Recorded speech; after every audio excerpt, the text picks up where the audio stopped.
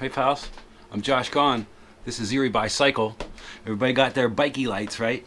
You got your little blinky light for making sure you don't get hit by a car.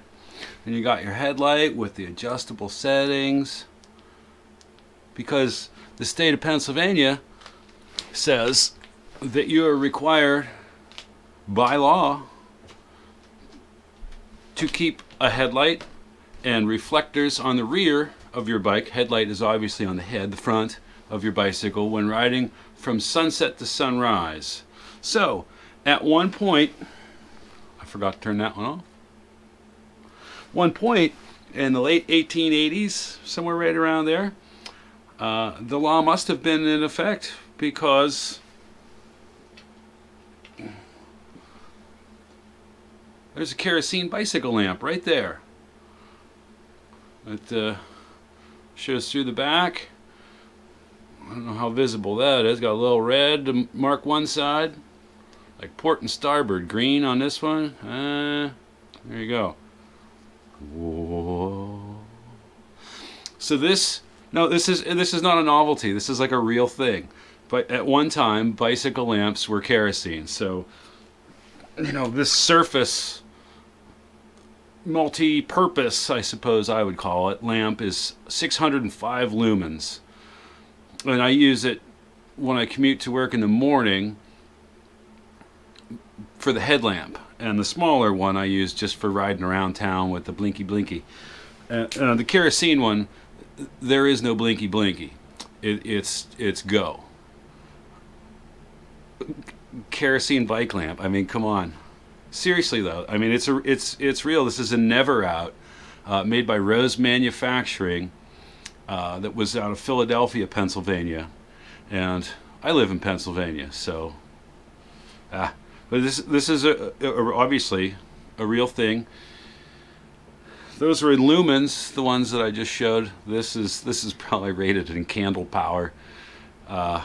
Yeah. Whew.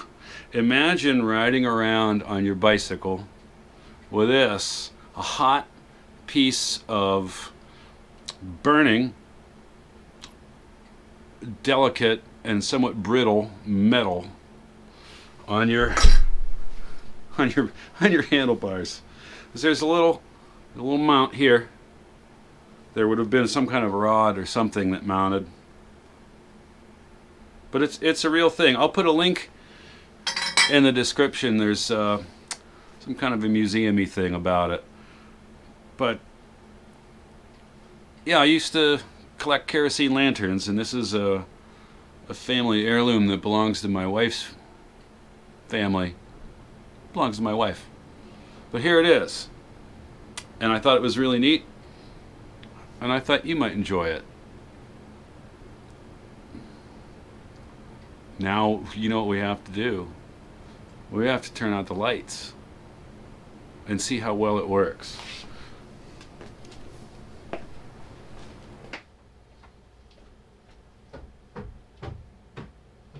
Kerosene bike light. Look at that.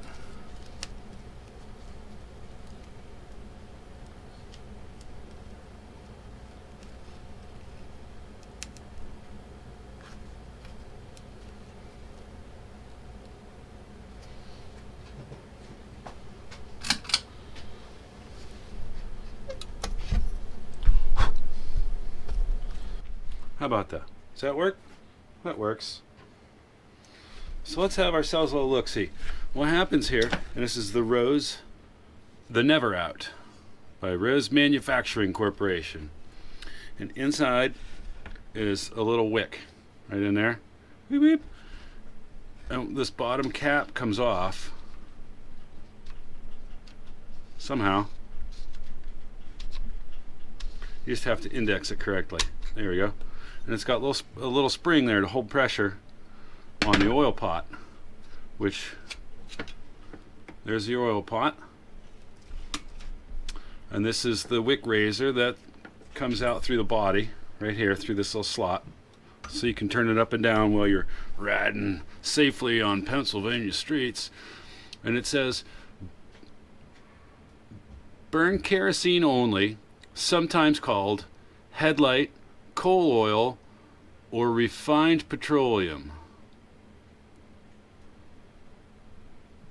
And one of the other interesting things, there's inside of the oil pot, there's kerosene because I put it in there on the first take. And there it is.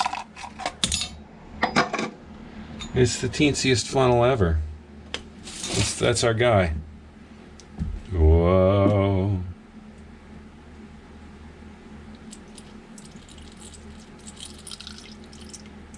Whoops. Saw that coming.